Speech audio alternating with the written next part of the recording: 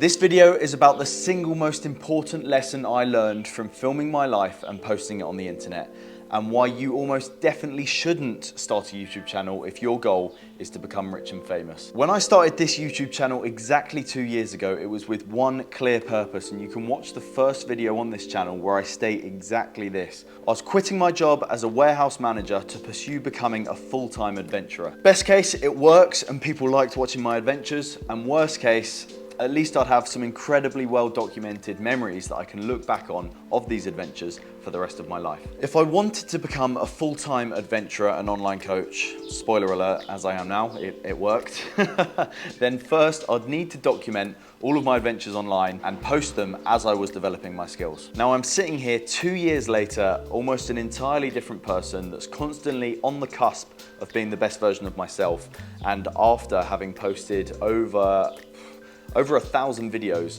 on YouTube, Instagram, and TikTok combined. So what is the one biggest thing I learned, and how does it apply to you?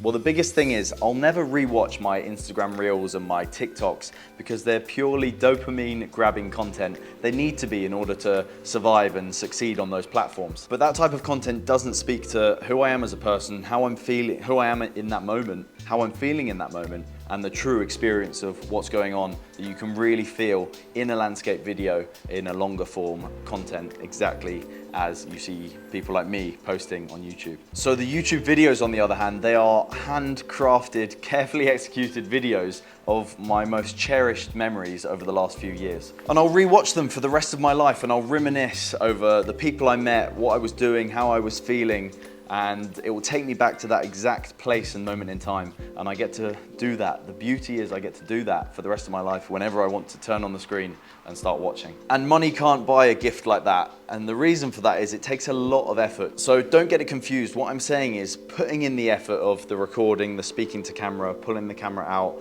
executing on it, and then publishing it in the end, whether you publish it on a public platform or privately, is worth it because you get that timeless memory. Now, all of that is a lot of effort, especially for a YouTube video, but for you, it doesn't need to be a YouTube video.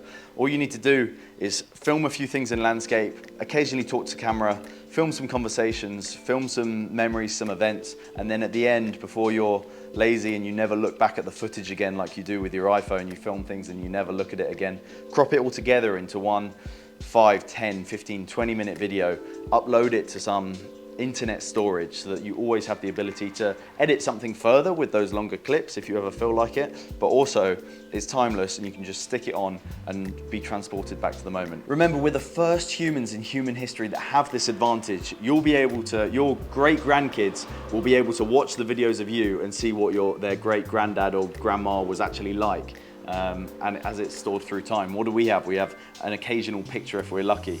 It's an incredibly changing landscape, so don't be lazy, take advantage and take full accountability of the opportunity that you have in order to transfer and store all of these memories. It's a truly magical thing. Now, I also did say you shouldn't start a YouTube channel, so why did I say that, and what does it mean for me? Making YouTube videos of your life is incredibly invasive, time-consuming, energy-sapping, demoralizing, and a handful of other negative emotions that can't be avoided. And simply put, you actually won't be able to put up with this onslaught of negative emotions if your only external motivator is this external validation and praise that you're expecting to receive if you're successful in the future. So the problem comes in that it's an extremely hyper competitive market, and the odds definitely aren't in your favor. It's a fraction of a percent if you get everything right. And so only if you're able to find purpose and you actually love the videos that you're making, and it doesn't become a chore, and you have the ability to overdure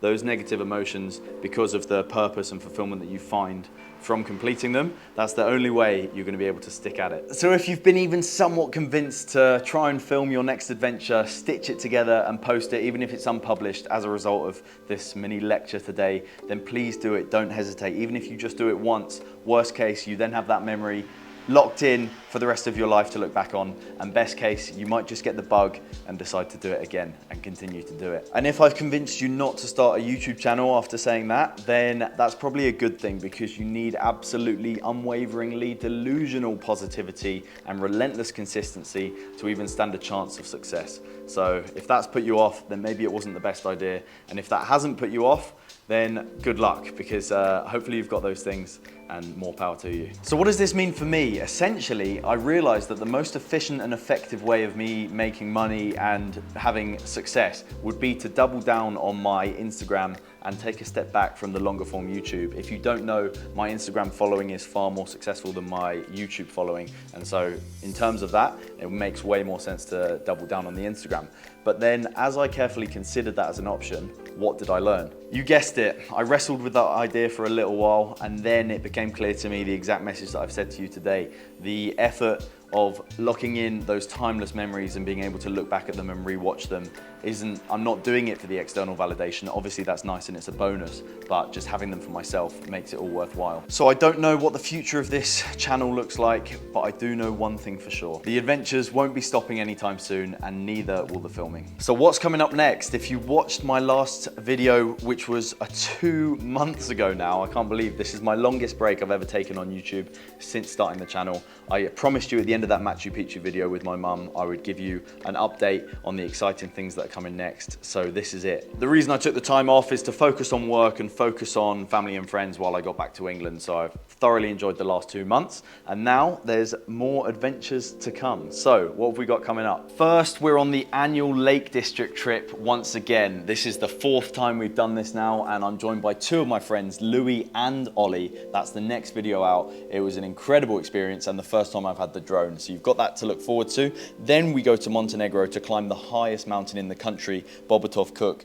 That was incredible scenery and a great day out, a single day climb. So that one is almost locked and loaded and ready to go. And then, just like the good old days, I've got a vlog of not knowing what was coming around the corner in Montenegro. So I spent outside of that mountain climb 6 or 7 days, documented as we went along, and there were plenty of twists in the tail. So I didn't know how that video was going to end as I started filming it. And as you'll see when you watch it, neither will you. And then we've got Bosnia coming up, which is actually where I'm sitting right now. I'm in Bosnia, we're up in the mountains, and we're going to be doing some rafting, canyoning, and potentially horse riding as well. So all of that to look forward to. And then weather dependent, once I get back to the UK, more skydiving. I'm hoping I'm be able to post some new skydiving stuff because I've got my B license now. Things are getting pretty fun.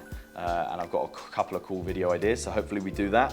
And then as we head towards autumn, or fall if you're American, and we head towards the end of the year, locked and loaded and confirmed is the west coast of the USA. So I'm planning a little west coast USA trip, which I'm very excited for. And then looking extremely likely, we're going back to where it all began before the year is up, to Southeast Asia. Details TBC, but I've got some cool ideas.